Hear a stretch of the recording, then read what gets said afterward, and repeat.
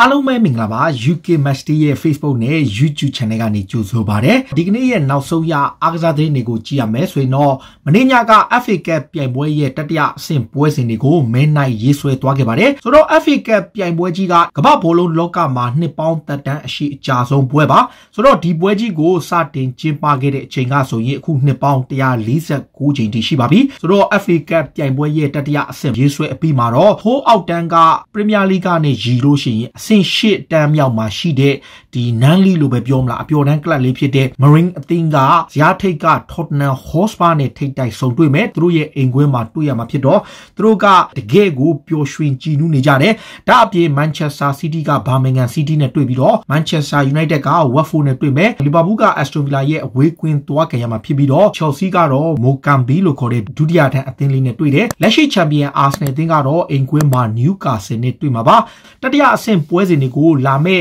ဒီ January 8 ရက်ကနေ17ရက်အတွင်းမှာအဲ့ပွဲတွေကိုကစားကြမှာပါဆိုတော့ဒါက FA Cup တတိယအဆင့်မင်းတိုက်ရေးဆွဲမှုတွေပါ Real Madrid အသင်းကဒီပြဇင်နီဒီစီတန်းဟာရလက်တီတောက်လျှောက်ဆိုးနေတဲ့အချိန်သူအသင်းရဲ့အဝယ်လဲကန်းကိုသူထိန်းချုပ်နိုင်စွမ်းမရှိတော့ဘူးလို့တချို့ report တွေမှာဖော်ပြထားတယ်လက်ရှိမှာ Real Madrid အသင်းမှာရလက်ပိုင်းနဲ့ဆိုးလာပြီးတဲ့အချိန်မှာဝိုင်းကစားမတွေကတက်တန်းတိုးမဲ့ကိစ္စတွေအဆင်မပြေဖြစ်နေတဲ့အချိန်တချို့ကစားမတွေကလည်း injury ဖြစ်နေတဲ့တချို့ကစားမတွေကလည်းပွဲထွက်ကစားခွင့်မရတဲ့အခါမှာသူ့ရဲ့ dressing room ကို control လုပ်ဖို့တော့မှ loss ဖြစ်လာပြီဆိုပြီးတော့ဒီမာကာသတင်းစာကဖော်ပြထားသလိုဇီဒန်ကိုလိုင်ကလည်းသူထိန်းချုပ်ဖို့ခက်ခဲနေတယ်ဆိုတဲ့အကြောင်းဆာဂျီယိုရာမို့စ်တို့လူကာမိုဒရစ်တို့အပြင်တကယ်ကစားမတွေတော်တော်များများဟာသူ့အနေနဲ့စာချုပ်တိကိစ္စအဆင်မပြေဖြစ်နေတာတွေနောက်အစ်ကိုလူကစားမကပွဲထွက်ခွင့်မရတာတွေကဇီဒန်အတွက်တော်တော်လေးကိုခက်ခဲစေတဲ့အခြေအနေလို့ဆိုတာပါရီရဲ့အသင်းမှာဒဏ်ရာပြဿနာတွေကြုံတွေ့နေရတဲ့ Eden Hazard ကလည်းဇီဒန်ပေါ်ကို pressure ဖြစ်စေတယ်သူတို့အနေနဲ့စံချိန်တင်ကြေးပေးပြီးဝယ်ထားပေမဲ့ Eden Hazard ကဒဏ်ရာပြန်ရသွားလို့အခုဆိုရင်ဘလောက်တိုင်းတာထိနားရမလဲဆိုတာမသိဘူးဒါပေမဲ့ Real ကတော့သူ့ရဲ့ခြေစွမ်းကိုအကောင်းဆုံးပြန်ရအောင်တက်နိုင်သမျှအကောင်းဆုံးစူးစမ်းသွားမယ်လို့ဆိုထားပြီးတော့သူ့ကိုအမြန်ဆုံးပြန်ကစားနိုင်ဖို့စီစဉ်နေပါတယ်ဘာဆိုနာအသင်းကလည်းအခုတော့ကလပ်အသင်းကနေတရားဝင်ကြီးညာလိုက်ပါပြီအဲ့ဒါကကစားသမားတွေကိုလောက်ခလာစာ122တန်းထိရှော့ချဖို့သဘောတူခဲ့တာပါသူတို့ကိုပေးရမယ့်ပေါင်တန်း90တန်ကြီးရှိတဲ့စုကြီးတွေကိုလည်းခွဲပြီးပေးသွားမယ်လို့ဆိုပါတယ်ဆိုတော့ဘာဆိုနာကစားမတွေအားလုံးကသဘောတူလိုက်တဲ့အတွက်ကြောင့်ကက်တလန်ကလပ်အနေနဲ့ဒေဝါလီခံရမယ်ဆိုတဲ့အခြေအနေဆိုးတွေကနေလွတ်မြောက်သွားခဲ့ပြီဖြစ်ပါတယ်ဘာဆိုနာအသင်းရဲ့နမိတ်ကျော်စူပါစတာလီယိုမက်ဆီကို2006ခုနှစ်တုန်းကအင်တာမီလန်အသင်းကခေါ်ယူဖို့ကြိုးပမ်းခဲ့တဲ့အကြောင်းဘာဆိုနာအသင်းရဲ့ရွေးကောက်ပွဲကိုတကြောပြန်လည်ဝင်ရောက်ရှင်ပြိုင်မဲ့ဥက္ကရာဟောင်းဖြစ်သူလာပေါ်တာကပြောခဲ့တာပါ2006တုန်းကကြော်ကြားလာပြီဖြစ်တဲ့မက်ဆီကိုအင်တာမီလန်ကယူရိုတန်း250ထိပေးပြီးကမ်းလှမ်းခဲ့တယ်လို့ဆိုတာပါဒါပေမဲ့လော်ပူတာကတော့သူ့အသင်းရဲ့အနာဂတ်ကဘာဆိုနာခေတ်တစ်ခေတ်ကိုတူထောင်မဲ့သူကိုသူတို့အသင်းကဆက်ထိန်ထားနိုင်တာဟာမှန်ကန်တဲ့ဆုံးဖြတ်ချက်ပြီးတော့အင်တာမီလန်အသင်းရဲ့ကမ်းလှမ်းမှုကိုပယ်ချခဲ့တယ်လို့ဆိုပါတယ်ဂျာမနီလေဝေးစင်အသင်းကလည်းသူတို့ရဲ့လက်ရှိနီးပြယာဂင်လိုကိုစာချုပ်တိချုပ်ဆိုပြီးတော့2022ခုနှစ်ကမ္ဘာဖလားအပီးထိဆက်ထားမယ်လို့ဆိုထားတယ်ဆိုတော့ယာဂင်လိုကအခု2021ယူရိုပြိုင်ပွဲ2022ကမ္ဘာဖလားပြိုင်ပွဲအပြင်ဂျာမနီက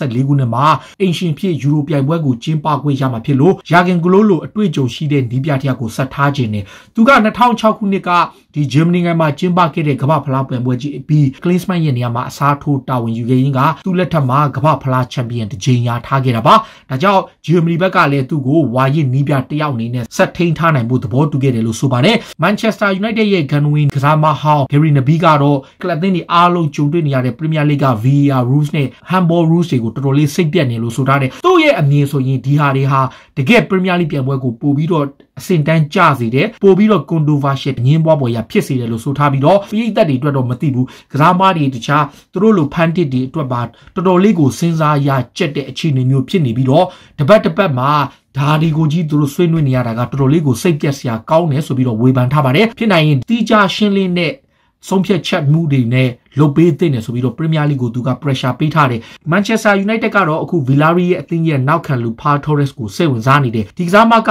26နှစ်ရှိပြီးတကယ့်ကို quality နောက်ခံတယောက်ပါလာလီဂါရဲ့အကောင်းဆုံးနောက်ခံလူတွေထဲမှာတောင်တယောက်သတ်မှတ်ခံထားရတဲ့သူကိုဥနိုင်းအမရီရှိကနေဆိုရှာကအရာခေါ်ခြင်းနဲ့ဒါပေမဲ့ဆိုရှာအနေနဲ့လက်လောနေထားရကလပ်သင်းမှာရှိတဲ့သူတို့ရဲ့နောက်ခံလူ everybody ကိုအလိုက်ပေးပြီးကမ်းလှမ်းမှုလုပ်နေတယ် everybody ကဗီလာရီရဲ့ကနေမန်ချက်စတာယူနိုက်တက်ကိုပြောင်းလာခဲ့တာဖြစ်ပြီးတော့ပေါင်တန်း60နဲ့ everybody by a like baby or Dizamago call you Dwabo Shides to be the Popia Tabare, that Manchester United and Nine, everybody go to it, I think Hango Pian baby or Druga, now can Lutigo Kobo Lonely Daba, United Ka, who premierly bore Mazata Yale County Yin, Pian Bekla Digale, a match on it, Nitaja, Dineya the premierly Matroni, ne, take that Saint Team machine, Ome, Yale County go Satain Habo, Susha Piotade, Lashimaro, Edison Cavani, Chase one piano, Ro, Cavani Gorengale, Hodanega Instagram post ma 2 year P Apogo to Tauman Tade to Africa Blue Pit and Charmless or Sound Giame. Now ask ne de Male, Jalade Soli de Jarega, Ataya de Queen Exama, Thomas Party out Tanya Yani Daga, Pianle Tata Laji Mashilo, Tomba Lauti Naya Boshi de Lusubare, Chuda Tanya de Thomas Partiga, Tanyaga Ricaba Mapilo,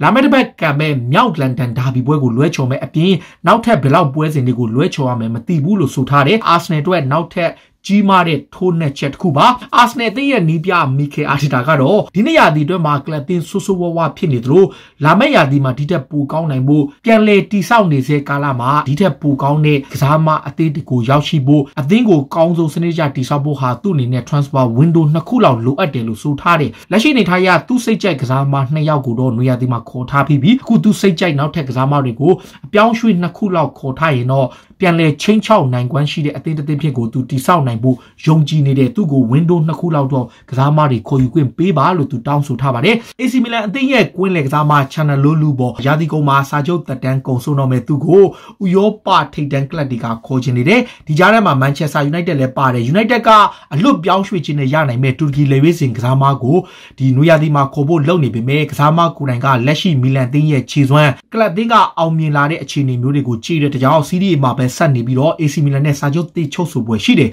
သူရဲ့ agent ဖြစ်သူကမီလန်နဲ့ဆွေးနွေးမှုတွေဆက်လုပ်နေသလိုတခြားကလပ်တွေရဲ့ကန်လန့်မှုတွေကိုလည်းစဉ်းစားနေတဲ့အချိန်မှာကစားမကိုယ်တိုင်ကမီလန်မှာဆက်နေသွားပွဲရှိတယ်ဆိုတဲ့အကြောင်းကိုအရေးမွေးပြောကြားလာတာပါ AC မီလန်ရဲ့ဝါရင်တိုက်စစ်မှုဇလာတန်အီဘရာဟီမိုဗစ်ကကလပ်တင်းရဲ့ကစားမတွေရဲ့ mentality ကိုပြောင်းလဲပြီးမှသာသူကစားမဘွားကအနားယူမယ်လို့ပြောထားတယ်အဓိကက AC မီလန်အသင်းဟာအီဘရာဟီမိုဗစ်မတိုင်မီတဲ့ကကြာနေတဲ့အခြေအနေမှာတဖြည်းဖြည်းနဲ့အရင်လိုပုံစံမျိုးပြန်ရောက်လာဖို့ကစားမတွေရဲ့စိတ်သက်ပိုင်းဆိုင်ရာကိုပြုပြင်ပြောင်းလဲရမယ်ဒီလိုပြုပြင်ပြောင်းလဲပြီးမှသူ့အနေနဲ့ကစားမဘွားကအနားယူပြီးတော့စဉ်းစားထားတယ်လို့ပြောထားတယ်အီဘရာဟီမိုဗစ်ကလက်ရှိမှာ39နှစ်ရှိပြီး CDA မှာ top goal scorer ဖြစ်ပြီးတော့အကောင်းဆုံးခြေစွမ်းပြနေရင်က AC မီလန်ကိုဇယားထိပ်မှာအမှတ်ဖြတ်ပြီးဥဆောင်စေသူလည်းဖြစ်ပါတယ်နောက်လီဗာပူးရဲ့ဂန်နဝင်ကွင်းလင်ကစားမဟောင်းဖြစ်တဲ့ Steven Manneman ကလက်ရှိမှာဒီကိုဂျိုတာဟာခြေစွမ်းပြပေမဲ့ယာဂင်ကလော့ကသူ့ရဲ့အထောင်တိုက်စစ်မှု3ယောက်ကိုပဲယုံကြည်နေစေဖြစ်တယ်လို့ဆိုလိုက်တယ်ဗျဂျိုတာဟာလက်ရှိမှာလီဗာပူးတိုက်စစ်ပိုင်းမှာအရေးပါတဲ့ကစားမတစ်ယောက်ဖြစ်လာပေမဲ့ကလော့လုံကြီးစိတ်ချရတဲ့ Firmino ရဲ့ Salas ကမာနီကိုကြော်ပြီးနေရာရ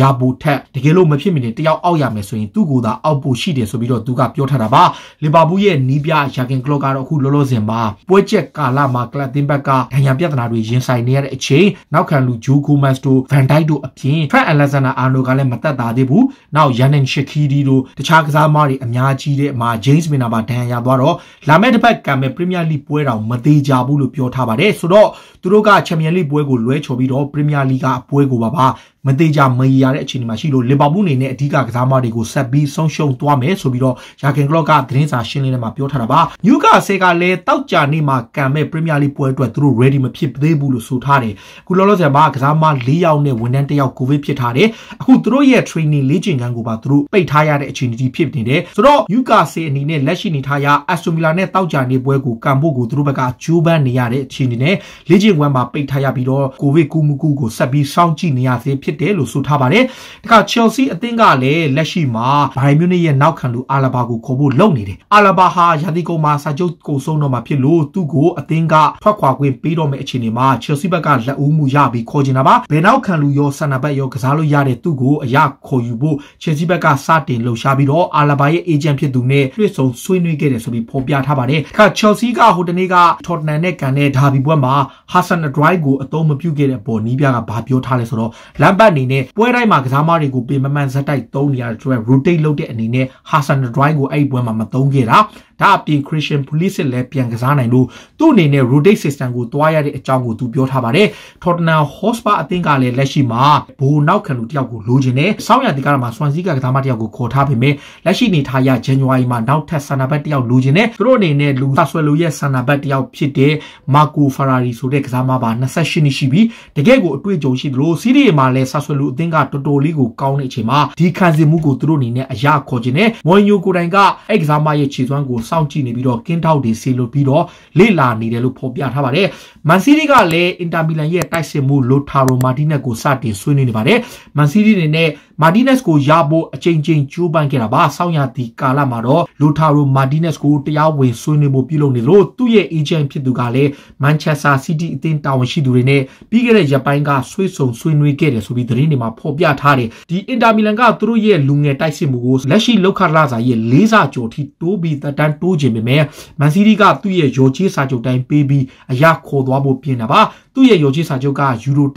125တန်းထိရှိတာပါမန်စီးတီးကအခုလောလောဆယ်မှာနာပိုလီရဲ့ဖာဗီယန်လူးစ်ကိုလည်းစောင့်ကြည့်နေစေဖြစ်ပြီးတော့ဆောင်းရာသီမှာတကယ်လို့အခွင့်အရေးပေးခဲ့ရင်ယူရိုတန်း60လောက်ထိသုံးပြီးအစားထိုးခေါ်သွားဖို့လည်းယာထားတယ်လို့ဖော်ပြထားပါတယ်ဒါဖတ်ဂွာဒီယိုလာအနေနဲ့ပရီးမီးယားလိချန်ပီယံနဲ့ဥရောပပြိုင်ပွဲမှာအောင်မြင်ဖို့သူတို့ဘက်ကကြိုးပမ်းနေတာပါခါဘောလုံးပြီးတဲ့အခါမှာတခြားအားကစားဘက်ကိုကြည့်ရင် Formula 1 ပြိုင်ပွဲမှာဒီလက်ရှိ9ကြိမ်ချန်ပီယံဖြစ်ထားတဲ့ Lewis Hamilton ကတော့ဒီတစ်ပတ်ဘာရိန်းမှာကျင်းပမဲ့ Grand Prix ပြိုင်ပွဲကိုလွဲချော်မယ်ဒါကဘာလဲဆိုတော့သူကလည်းကိုဗစ်ဖြစ်တဲ့အတွက်ကြောင့်သူ့အနေနဲ့ Bahrain Grand Prix ကိုလွဲချော်မှာပါ Lewis Hamilton ကလက်ရှိကျင်းပပြီးတဲ့ Formula 1 ပြိုင်ပွဲတွေရဲ့စုစုပေါင်း15ပွဲမှာသူက17ပွဲထိပိုဆွဲထားပြီးသူ့ရဲ့အသင်းဖော် Valtteri Bottas က2ကြိမ်ပြီးတော့ Red Bull က Max Verstappen နဲ့တစ်ဖက်က Pierre Gasly ကတပွဲစီပိုဆွဲထားတယ်ဆိုတော့စုစုပေါင်း Lewis Hamilton ကလက်ရှိမှာ332မှတ်ထိရပြီးချန်ပီယံဖြစ်ထားသလိုရာသီကုန်ဖို့ကလည်းနောက်ဆုံးတစ်ပွဲအဖြစ်အဘူဒါဘီတစ်ပွဲပဲကျန်တော့တယ်ဆိုတော့ Hamilton အနေနဲ့ဒီတစ်ပတ်လွဲချော်မှာဖြစ်ပေမဲ့သူ့အနေနဲ့အဘူဒါဘီပွဲမှာပြန်ပါနိုင်ဖို့မျှော်လင့်ထားသလို